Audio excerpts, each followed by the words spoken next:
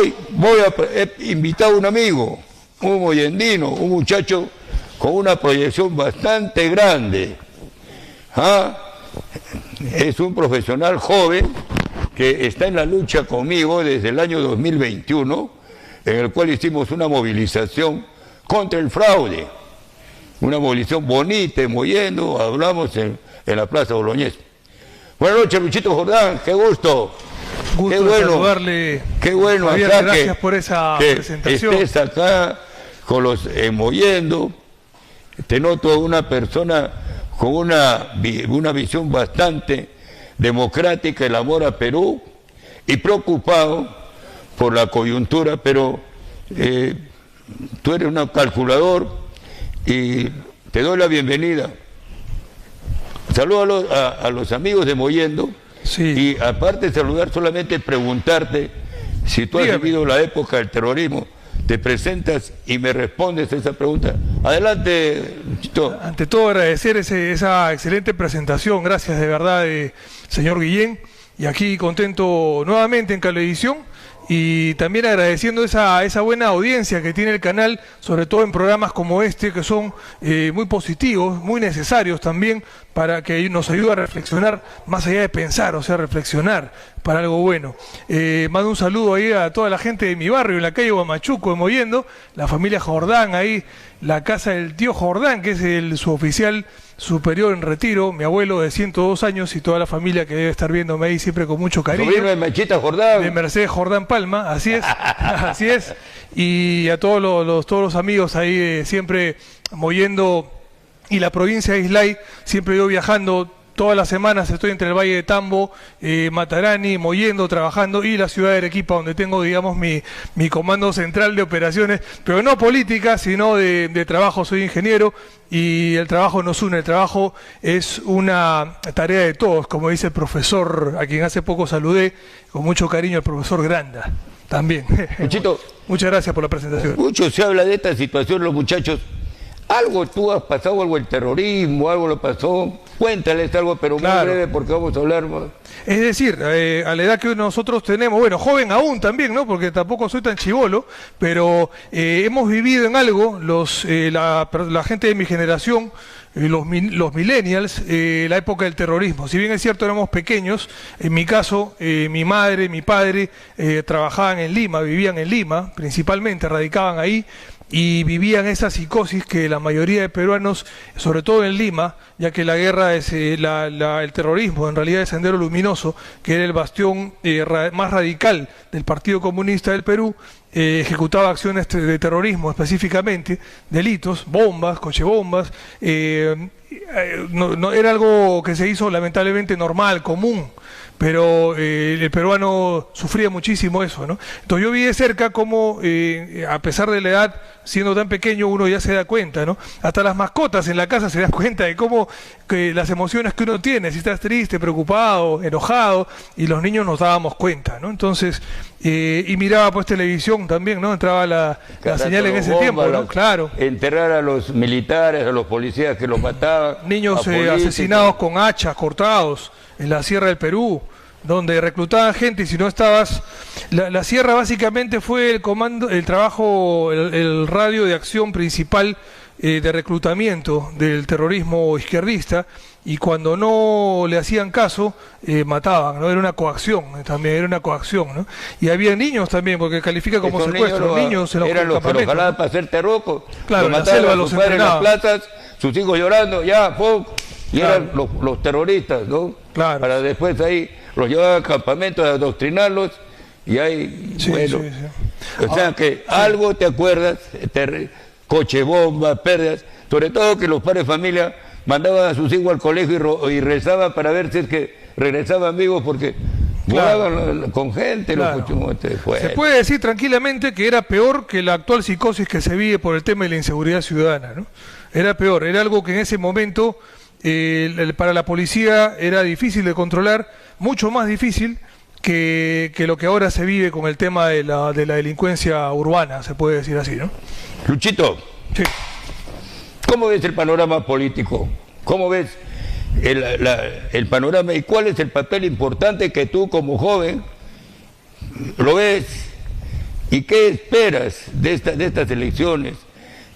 ¿Cuál es el lado positivo, cuál es el lado negativo? El por qué Keiko, por qué por Sánchez, por qué no por Keiko, por qué no por Sánchez. De acuerdo. Queremos escuchar tú que caminas, tú eres una persona que te gusta la política, eres un buen muchacho, un buen profesional. Por eso me he atrevido a invitarte y muchas gracias por haberme concedido esta entrevista. Convérsale a la gente qué es lo que piensas tú en este panorama. ¿Cómo ves? Bien.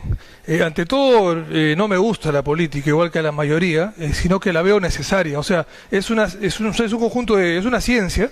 Hay un conjunto ahí de herramientas, recursos, intelectuales y de todo tipo, porque la política tiene que ver con trabajo, con meter mano, ¿no? Acción. Y es necesario entenderla, saberla, porque todo es político. Tu contrato de trabajo es político. Detrás de esto, de los medios de comunicación, hay leyes que permiten, son el esqueleto que permiten moverse. Uno no puede darle la contra a una ley, tiene que trabajar en función a leyes. Todo lo que hace está en función a leyes. Los derechos de tus hijos, tus propios derechos, están en función a leyes, ¿no? Derechos humanos, ¿no? En fin, y todo lo que nos mueve tiene una esencia política. Estamos hablando de eso, hay venas políticas en todo lo que hacemos. Y es importante conocerlas. Entonces, así como uno se levanta temprano, te rompes a veces la cara con ojeras trabajando para salir adelante, es importante que para poder entender qué es lo que te pasa, tienes que estudiar el pasado para entender el presente y trabajar en tu presente para poder proyectar tu futuro. Y eso implica conocer la política, quiénes la mueven, cómo la mueven, de dónde viene el dinero. Hemos venido ahora con importantes argumentos, porque no vamos el público merece respeto y hablar con conocimiento que se pueda contrastar con información veraz, y no con dimes y diretes o insultos como el triste debate que hemos visto, donde a todos se les caía lágrimas, ¿no? Así es.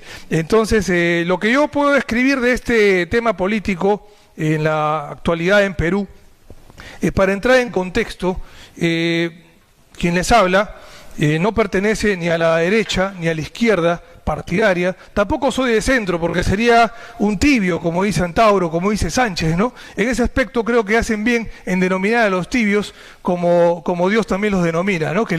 A Dios le molesta más un tibio que un malo, ¿no? Entonces, ¿qué ocurre? En mi caso yo soy más de la línea de Sánchez Cerro, me gusta esa constitución, por supuesto que habría que actualizarla muchísimo hoy en día para poder ejecutarla, ¿no? Ya está bastante desfasada en temas formales, no de fondo. Sin embargo, la realidad nuestra es que la mayoría de nosotros, así como yo, amigos televidentes, tenemos una segunda vuelta con personas que la mayoría de nosotros no hemos elegido. Y con todo el respeto que merece aquí el conductor y el señor Guillén, que ha tenido a bien invitarme, voy a hablar de por qué estoy de acuerdo con el señor Guillén en esta segunda vuelta, en qué es lo que debemos elegir, aún siendo yo alguien que no ha votado por los dos candidatos que tenemos ahora enfrente, y lo explico a continuación. El peor de los riesgos que podemos tener en dos candidatos, uno de izquierda y de derecha, se podría decir extremas en ambos casos, se puede decir así, el peor riesgo que se podría tener es que tengas un presidente o una presidente dictatoriales, tanto de izquierda como de derecha. Porque si hubiera una democracia, señor Guillén, elegida por la gente, así como la mayoría de la gente quiere escuchar reggaetón, y ya, pues yo me pongo mis audífonos, no voy a pelearme con la gente en una discoteca, no voy, me divierto. Pero si la mayoría de la gente eligiera democráticamente a una izquierda o una derecha, y esos gobiernos se portaran democráticamente también, no pasaría nada, ¿no? Tranquilos, ¿no? Yo aplaudo la democracia y se acabó. Pero el mayor riesgo que se puede tener es que se vuelvan dictadores. Y hemos visto en la historia, claro, ¿no? Y hemos visto en la historia que cuando hay una dictadura de derecha se le saca con unas marchas, ¿no? Como hubo en los 4 suyos, con sus tintes de izquierda, con sus tintes de lobbies, al final terminaron siendo Odebrecht, ¿no? Pero más allá de eso, con una marcha de 4 suyos se sacó una dictadura de derecha. Sin embargo, cuando ocurre una dictadura de izquierda, señor Guillén, recordemos que la izquierda y la derecha son movimientos internacionales, no se han fundado en Perú, vienen de afuera, pero la izquierda tiene el respaldo internacional más fuerte y hoy en día está de moda por quienes mueven los hilos del mundo. Entonces ellos han decidido que influya más la derecha y llega más financiamiento. Hablando de dónde viene el dinero, en el caso de una dictadura, antes de hablar del tema de dónde viene el dinero, quiero mencionar en respuesta a su primera pregunta, que en caso de una dictadura de izquierda, los únicos que la pueden sacar, ni siquiera Obama, ni siquiera Bush, ninguna marcha nacional lo saca, señores, como ocurre en Venezuela, como ocurrió en Venezuela, como ocurre en Cuba. No podían muchas marchas por muchos años, solo tenía que venir un loco, pudo y tuvo que venir un loco llamado Donald Trump a meter bala, a hacer una invasión que no me gustó, pero fue la única forma que sacó en este caso a un dictador de izquierda que fue Nicolás Maduro hace poco. Aún así, no acabó con toda la izquierda de ese país, para que vea el poder y alianzas sucias que tienen detrás del telón los movimientos de izquierda, como también las facciones de derecha que nos disgustan, ¿no? Estoy abierto a responder todo lo que a profundizar del tema, porque tengo aquí también de dónde viene el dinero de la izquierda. Sin embargo, estoy abierto a que también usted me pueda hacer preguntas. Yo tengo dos cosas. ¿Por qué es importante la inversión privada para el desarrollo y el crecimiento de un país, cualquiera que fuera? Bueno, caso palpable, ¿por qué es necesaria la inversión privada, tú como joven, para el Perú? Yo también tuve un pasado universitario socialista, igual que usted, ahora lo acaba de comentar. Yo no desconocía, le agradezco mucho esa transparencia de haberlo contado. Y en esos sueños de joven, siempre soñábamos con una independencia. Todos queremos ser independientes totalmente, ¿no? Sin embargo, uno va de jóvenes. Sin embargo, uno va creciendo, jóvenes aún, pero maduros, aprendiendo también de los viejos, sobre todo de la historia, que es la historia es la vieja más buena y noble, útil, de la que podemos, la mejor maestra, ¿no?, que podemos tener, por supuesto, Dios primero. Y al al estudiar también, ¿no?, y ver cómo se mueve la economía, uno no puede, y el tema social también, ojo, el civismo, nosotros no podemos ser totalmente dependientes, somos interdependientes, no podemos olvidar a nuestros viejos, no podemos olvidar a los niños, tenemos un mundo con el que tenemos que interactuar, ¿no? Ningún país puede tener un autobloqueo, como cuando se cierra una carretera y me olvido del resto, es insostenible. Tenemos que interactuar con otros países, con otras culturas, incluso con personas con las que no estamos de acuerdo, países con los que no estamos de acuerdo, vecinos, etcétera. Tenemos que ser no solo diplomáticos, sino empáticos, respetuosos, entender que nadie tiene la verdad absoluta. Y en medio de ese entendimiento, señor Guillén, igual que creo que la mayoría de jóvenes en algún momento van a trabajar, y nos damos cuenta que en esa interdependencia, en esa interacción con el resto del mundo, tenemos también que entender y aprendemos que existe algo que se llama oferta y demanda. Yo no puedo portarme como me dé la gana y esperar que otro país me compre cuando yo no entiendo de economía, no entiendo ni chochos de economía, y quiero dedicarme ahora a ser una potencia del Perú cerrando los vínculos comerciales de la noche a la mañana. Es como que cualquier, ojo, no buen empresario, sino como un desentendido del tema económico aparezca un día y diga: yo me hago cargo de tu tienda, de tu mall o de lo que fuera, de tu negocio, y ¿sabes qué? Tú no le vas a comprar a nadie, tú solo vas a producir tus cosas, y de la noche a la mañana, sin una preparación, sin un entendimiento de lo que estamos hablando de economía, y sin un respeto a los proveedores, a los clientes, sin un entendimiento del mercado, y sin un dedo de frente de entendimiento de lo que es el marketing, pretendan hacer que Perú marketee algo cerrándose económicamente. Hasta el mismo Alan García, que discrepo con él en varios aspectos, sin embargo concuerdo con él en muchos, en temas de historia y economía. Él ha dado cátedras. Ahora a su muerte recién se han valorado muchos videos y cátedras que él daba en las universidades, donde él explica temas de economía, y a lo largo de su vida también él hace una autocrítica y dice: no se puede tener un modelo comunista en la economía de ningún país, ¿no? Efectivamente. Sobre todo que tú tienes que, en estos momentos, China es un país capitalista, el 90% es inversión privada. Sí. Rusia igual, cayó el muro de Berlín. El modelo Chávez, el modelo Maduro, 17 millones de venezolanos en la calle. Cuba, Venezuela están que se mueren de hambre. Ese es lo que yo analizo de acuerdo a lo que he visto y lo que presentó en el primer plan, porque ese es el que vale, un modelo completamente estatista que presenta Sánchez. Correcto. Con relación a lo de Keiko, que se respeta la inversión privada que dice la Constitución, y presenta a Fraque como ministro, en el cual cuando asumió Fraque en el gobierno de Castillo, ministro de Economía y Finanzas, se fueron 34.000 millones de dólares de inversión privada y salieron cerca de 20.000 jóvenes como tú a buscar chamba a otro lugar. Ese es el riesgo. ¿Cómo tú ves esto que te estoy expresando? Yo sé que tú también lo has analizado. Algo que puedas alimentar y para que los jóvenes te puedan escuchar, Lucho. Efectivamente, a ver, traduciendo un poco lo que hemos dicho ahora, es un poco a veces abstracto el tema de economía, pero vamos a ejemplificarlo. Una de las propuestas, por ejemplo, que hace Sánchez, aumentar el sueldo mínimo de la noche a la mañana.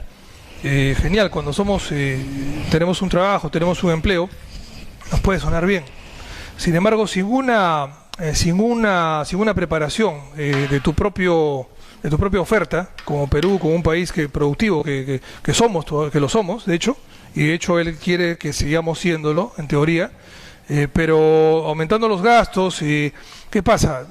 A ver, Juanito tiene una tienda, con mucho esfuerzo le paga un sueldo mínimo a Pepe, sin embargo de la noche a la mañana aumentan el sueldo mínimo, Juanito no le alcanza para pagar a Pepe, y el lunes dice, ¿sabes qué, Pepe? No puedo seguir pagándote, y Pepe se queda sin trabajo. No estoy diciendo que esté mal aumentar el sueldo en algún momento, está bien, pero no de la noche a la mañana, y menos con una propuesta en tu campaña, sin previo trabajo, sin sentarte a la mesa y ver cómo está el país. Cuando entró Castillo, hubo se puede decir, un sacudón económico, el país empezó a bajar, ni siquiera se movía el turismo, con mucho miedo los turistas se iban, lo vi directamente. Y eso aumenta una incertidumbre, ¿no? O sea, estamos hablando, y eso es porque leímos el plan de gobierno de Pedro Castillo.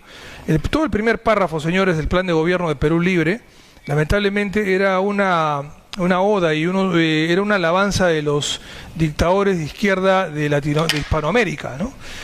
Hablaban a favor de Hugo Chávez, hablaban de Fidel Castro, dedicaban básicamente el plan de gobierno a sus héroes, y era un párrafo tremendo de izquierdistas de los que no había nada que aplaudir, más allá de la buena fe que uno que otro tiene, porque algunos son buenos prójimos cristianos con sus defectos también, ¿no? Sin embargo, muchos de ellos dejaron países destruidos y no había políticamente nada que aplaudir, ¿no? Como cristiano yo puedo darle un abrazo tengo amigos de izquierda, tengo amigos de derecha, incluso ateos, puedo dar ejemplos. Sin embargo, políticamente las cosas en su lugar, ¿no? Zapatero a su zapato. Como que yo quiera ser un gran futbolista si no lo soy, puedo ser un buen ingeniero, y no puedo ser un buen político si voy a prometer semejantes piedras, ¿no? Prometía desarmar a la policía incluso en sus días de Franco. Imagínense cómo estaría la inseguridad ciudadana hoy en día si Castillo hubiera seguido gobernando con una policía desarmada, más desarmada de lo que ya está, porque las leyes tampoco las defienden, ¿no? Vemos que el delincuente tiene más chances, más formas de salvarse, y una Corte Interamericana de Derechos Humanos que lo protege. Entonces tú, como empresario extranjero, pónganse en los zapatos del extranjero, vas a comercializar con un país que ni siquiera va a poder tener una buena seguridad ciudadana, y desde su plan de gobierno te está amenazando. Si desde su plan de gobierno está diciendo que va a cerrar, va a desbaratar tu economía, el sueño de un país netamente exportador y dueño de todo el negocio, está bien tenerlo. No te digo que no existan potencias que priorizan su inversión nacional y la exportación, pero es un camino largo que han tenido que recorrer. De la noche a la mañana tú no puedes tener todos los hoteles y las casas del monopolio, como propone los planes de gobierno de izquierda. Tienes que lucharla mucho y avanzar paso a paso. Yo no puedo ir así de frente a prometer algo imposible, y es un imposible, y ya está demostrado en la historia. Hace falta conversar más con economistas, ¿no? Tenemos aquí a alguien que conoce, que sabe mucho de economía, y le agradezco mucho esta invitación. Busquen a estas personas. Tenemos aquí una computadora en nuestras manos, que no solamente nos hablan de historia, también aprendemos mucho, tenemos inteligencia artificial, donde podemos proyectar. Suben los planes de gobierno, búsquenlos, pregúntenle a la inteligencia artificial, ¿qué plan de gobierno tiene una mejor propuesta de economía? Aquí está la respuesta, no te lo voy a decir yo. Pero si lo estamos viendo, si estamos usando este impresionante invento para ver videos estúpidos en TikTok o en qué sé yo, entonces no exijamos después que cierren un congreso, que cierren el Palacio de Gobierno. No insultemos al valiente que viene a un medio de comunicación, a una marcha, a dar la cara, dando una opinión con evidencias, y no tengo más que decir al respecto en esa pregunta, y quedo abierto a que, por favor, estoy para compartir todo lo que se puede esta noche con los amigos. Dime, a ver, Luchito, Aparte del debate, sabemos que ha sido pues una, como se dice mucho, pues a una persona con mucha experiencia y el otro, bueno, como dice mucho Floro. Este tema no. ¿Qué pasaría que si en estos momentos ya Sánchez ganó y va a querer cambiar la Constitución, dice que va a nacionalizar la Telefónica, va a cambiar a Velarde del Banco Central de Reserva? ¿Qué pasaría en el Perú, Luchito? De acuerdo. Velarde utiliza una buena estrategia que se le denomina en el argot, así se puede decir, tipo coloquial, se podría llamar económico, la economía sucia, no porque sea mala, sino porque utiliza argucias que son válidas en la compra y venta de la moneda extranjera, en este caso el dólar, para poder, como se dice, capear el temporal y no perder poder adquisitivo, ¿no? Del sol peruano. Y esa estrategia, sin robar, sin matar, o sea, estamos hablando de compra y venta oportuna de dólares, hace que la moneda no pierda su valor cuando está solamente dolarizada. Nosotros, la moneda está alineada, se puede decir, al dólar, pero no está alineada en la compra y venta. Perú puede comprar y vender dólares, deshacerse de ellos cuando no es necesario. Eso es lo que hace Velarde. Y lo que no hacen otros, en este caso especialistas, en el Banco Central de Reserva. Si tú quieres bajarte a Velarde, como propone, creo que Tauro, Sánchez, ese equipo estaba hablando lo mismo, me parece de Castillo también, porque son un triunvirato, ¿no? Creo que son una especie de, no voy a decir trinidad, pero una trilogía de desastres, que opinan que habría que bajarse a Velarde. Yo digo, ¿a qué experto quieren poner? ¿A Frankel? No voy a hablar mal de señor Frankel como persona, ¿no? Estamos hablando del ministro que tuvo Pedro Castillo, ¿no? Se dice que en su ministerio hubo un crecimiento económico tremendo después de la cuarentena. ¿Cómo no vas a crecer económicamente? A ver, hay dos tipos de crecimiento. Uno bueno, cuando vas de lo bueno a lo mejor, y otro que es solamente estadístico y numérico, cuando vas de la miseria a lo regular o a lo menos peor, si quieres llamarlo así. Es como que, ¿qué pasó? La economía del Perú en la cuarentena se fue al subsuelo.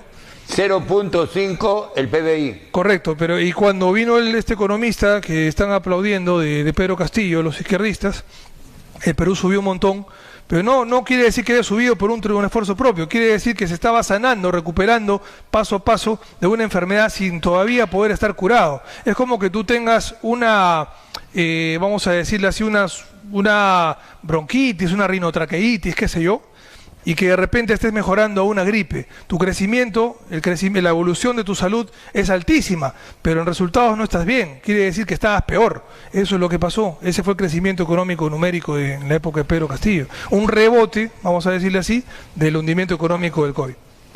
Ayer ha salido esto. No sé si puedes leerlo y comentamos.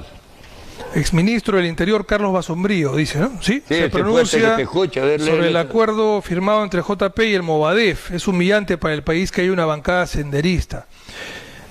Justo tenía algo para compartir de dónde viene la plata de Sendero. Y esto es algo que de verdad que agradezco mucho el esfuerzo, el hecho de que aparezca. Hay personas que han investigado esto y han dejado pastillas una que otra por ahí en el pasado, pero no he visto ningún medio de comunicación que lo haya reunido. Esta noche lo vamos a compartir aquí. Ya sabemos el peligro de Sendero, pero ahora vamos a revelar esta noche la hipocresía de Sendero Luminoso y de gran parte del izquierdismo en general. Con respecto a esto que menciona el vínculo entre Movadef y JP, Movadef es un movimiento el brazo político es Sendero. Político de defensa legal, así como IDL de Gorriti, pero específicamente de Sendero Luminoso, ¿no? A través del cual Sendero Luminoso deja la lucha armada y empieza a hacer una lucha más ideológica en universidades. Eso fue una especie, no fue una tregua, sino porque el comunista no se rinde, es camarada y es guerrillero, es un soldado. ¿De acuerdo? Hay que entender eso. El político comunista de Sendero y el comunismo clásico es un soldado, no es un ciudadano común y corriente como tú o como nosotros. Entonces, ellos como soldados no hacen treguas. Cuando A Ismael Guzmán se lo llevan preso, ¿no? Es derrotado en ese momento por Fujimori.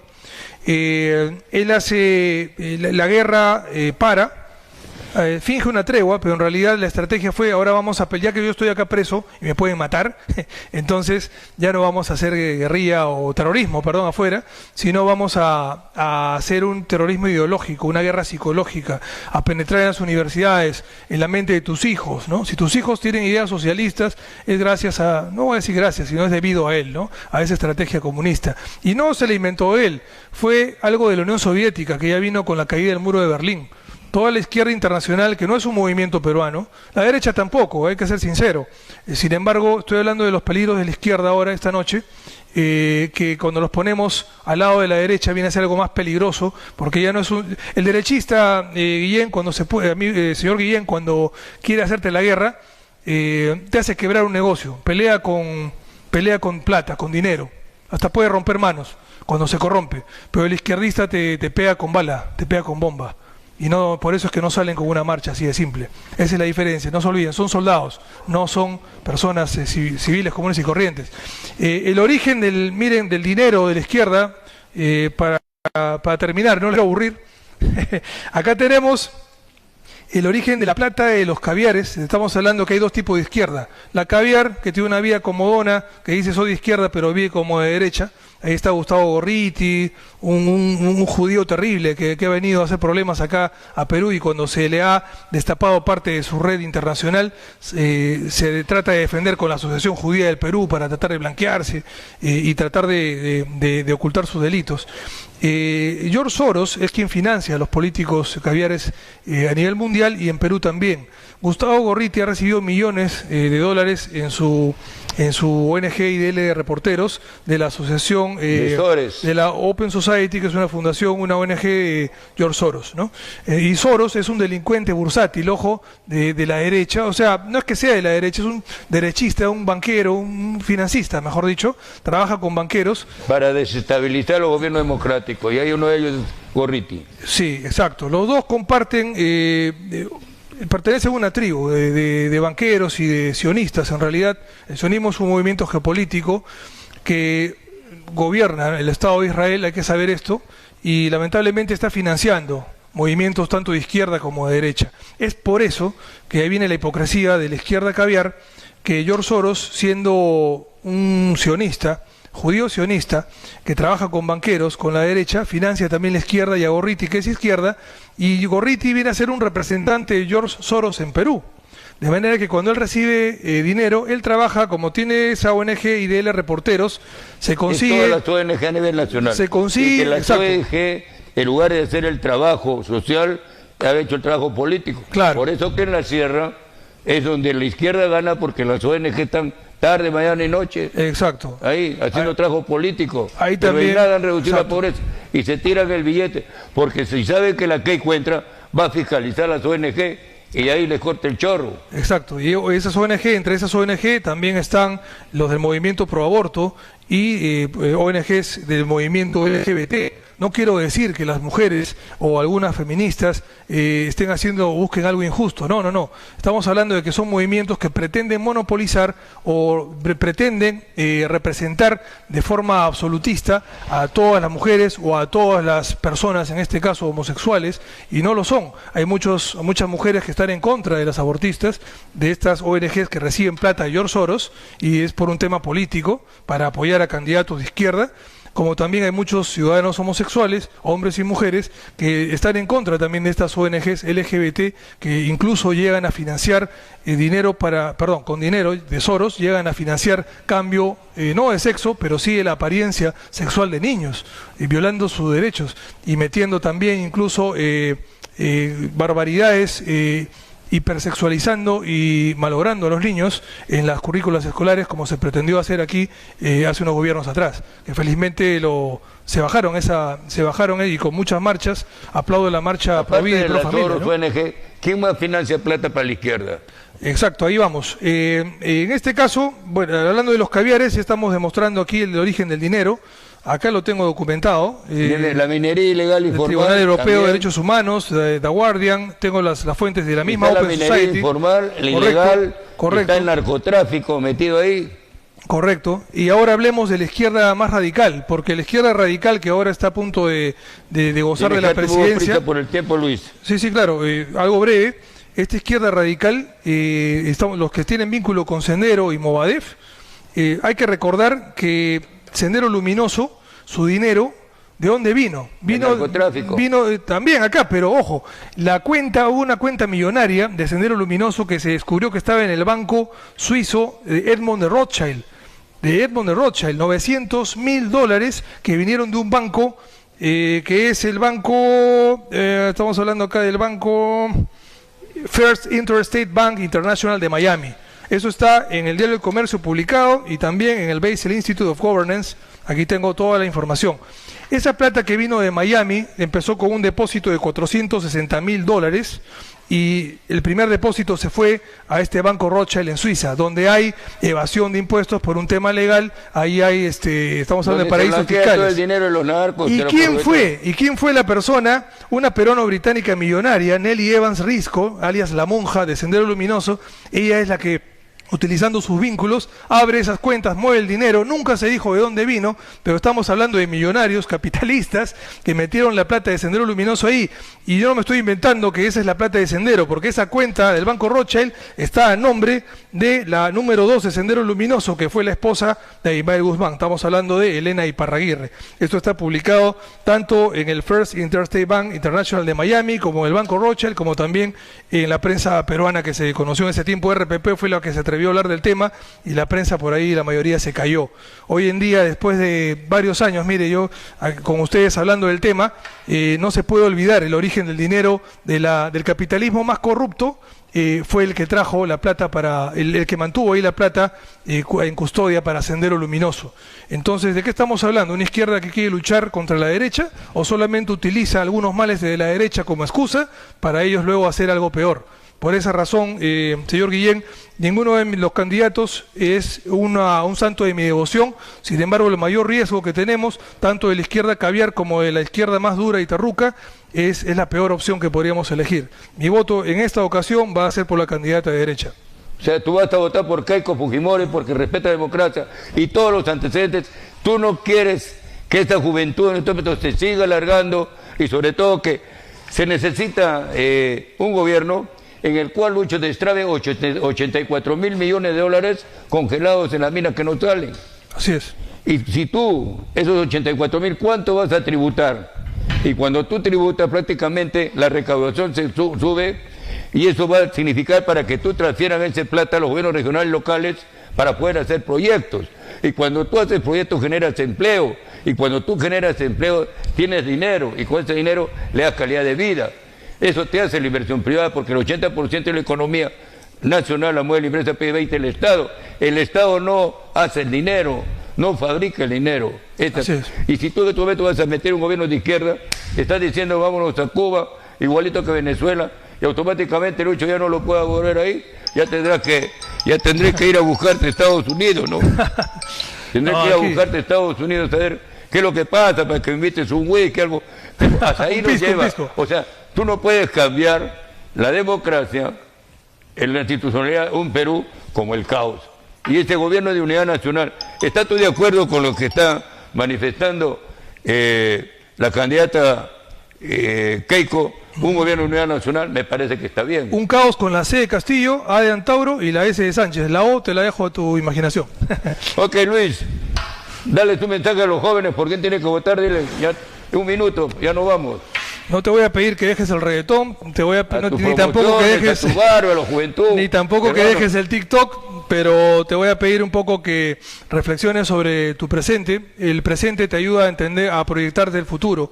Y esto que te he comentado, que son datos históricos corroborables, nos ayuda a entender mejor quién es quién, de dónde viene la plata. Cuando ocurre un delito y no sabes quién lo cometió y no sabes en quién confiar, pregúntate dos cosas. Y eso está en la Policía de Investigaciones del Perú, lo digo por mi abuelo que siempre me compartía sus conocimientos, como también a nivel mundial de investigación. Se hacen dos preguntas para ver en quién confías y en quién no. Ante un crimen, ante un delito, pregúntate de dónde viene el dinero y a quién beneficia el crimen. Ya sabemos por quién tenemos que elegir ahora y por quién no votar definitivamente. nada con O el sea, lado queridos izquierdo. jóvenes, ¿por qué va a votar? ¿Por quién es tu voto? Recuérdales. En mi caso, por la candidata de derecha. Ninguno fue mi santo de mi devoción, pero estoy de acuerdo con los amigos de derecha en elegir a esa candidata este 7 de octubre. Ok, Luis, muchas gracias. 7 de junio. Estás atento. Muchas gracias por venir. Para que estén Y atentos. te agradezco ahorita, y ya están avisados, dice un joven profesional moyandino, a votar por Keiko. Así es. O sea que este domingo votemos con el cerebro, no con el hígado, pensando en el Perú. Con el cerebro propio. Así Gracias. Muchas gracias, muy buenas noches, y el domingo nos jugamos el destino del Perú